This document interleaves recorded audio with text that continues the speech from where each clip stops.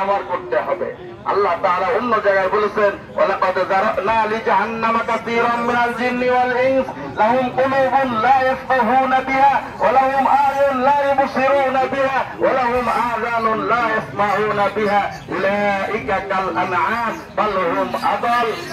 যে অনেক মানুষ তারা এরকম ভাবে কি হবে, জাহান্নামের অধিকারী হয়ে যাবে, জাহান্নামে চলে যাবে, যাদের দিল দিমাগ দেওয়া হয়েছিল, কিন্তু সেই দিল দিমাগ তারা কি করে নাই, সঠিক জিনিস বোঝার চেষ্টা করে নাই, সে হক জিনিসটাকে বোঝার চেষ্টা করে নাই। আমি তাকে কান চোখ দিয়েছি, কিন্তু সে ভালো জিনিস, সে হক জিনিস সে দেখে নাই। কান দিয়েছি, সে কান দ্বারা সে ভালো জিনিস সে শ্রবণ করে নাই, কোরআন এবং দ্বীনের কথা শোনে নাই। যে কেমন যেন তারা এরকম ভাবে কি চতুষ্প জন্তুর মতো উলাইকা কাল আনআম, চতুষ্প জন্তুর মতো।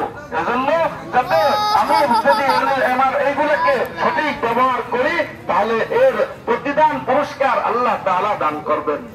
আর যদি এগুলা না করি, তাহলে এর শাস্তি আমাকে পেতে হবে। এজন্য আল্লাহ তাআলা